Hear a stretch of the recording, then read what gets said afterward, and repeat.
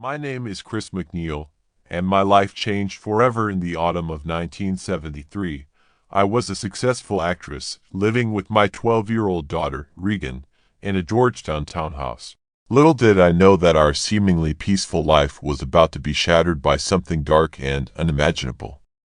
It all began with subtle changes in Regan. She started complaining about strange noises in her room, whispers that she couldn't quite make out. At first, I dismissed it as childhood imagination. But soon, her behavior became erratic, violent outbursts, foul language that no child her age should know. I was terrified, but I didn't know what to do. Desperate for answers, I sought medical help. Doctors ran countless tests, but they found nothing physically wrong with her. Yet, Regan's condition only worsened. Her voice would change, becoming deep and guttural, uttering blasphemies and threats that sent chills down my spine. Objects would move on their own, and the air in her room felt heavy, oppressive.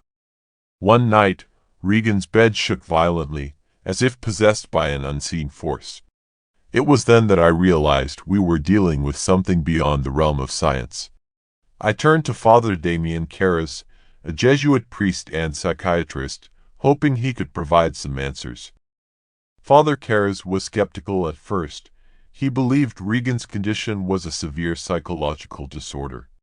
But as he spent more time with her, he too began to witness the inexplicable phenomena. Regan's knowledge of his personal life, her ability to speak in languages she had never learned, and the sheer malevolence in her eyes convinced him that this was no ordinary illness. Father Karras sought the help of Father Lancaster Marin, an experienced exorcist who had faced similar horrors before. When Father Marin arrived, the atmosphere grew even more tense. The rituals of exorcism began, with prayers, holy water, and the constant invocation of God's name. Regan's body twisted and convulsed, her voice a cacophony of screams and growls. The temperature in the room plummeted, and an overwhelming sense of evil permeated the air. The battle was intense and relentless. Father Marin's calm determination and Father Karras's desperate faith were the only things standing between my daughter and the entity that had taken hold of her. Hours turned into days, and exhaustion set in. Father Marin's health was failing, but he refused to stop. He knew that Regan's soul was at stake. One night, as the exorcism reached its climax, Father Marin succumbed to a heart attack, leaving Father Karras alone to face the demon. In a moment of desperation, Father Karras challenged the demon to take him instead of Regan. The entity accepted, and I watched in horror as the evil force entered Father Karras, contorting his face into a mask of rage.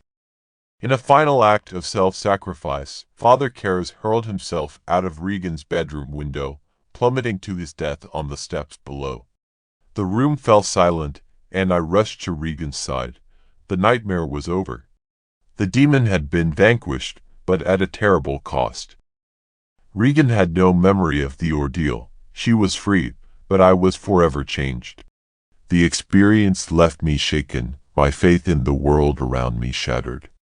We moved away from Georgetown, trying to leave the horror behind, but the memories linger, a constant reminder of the darkness that can invade our lives when we least expect it. The exorcism saved my daughter, but it also opened my eyes to the unseen forces that lurk in the shadows, waiting for a chance to strike. I can only hope that we never have to face such evil again.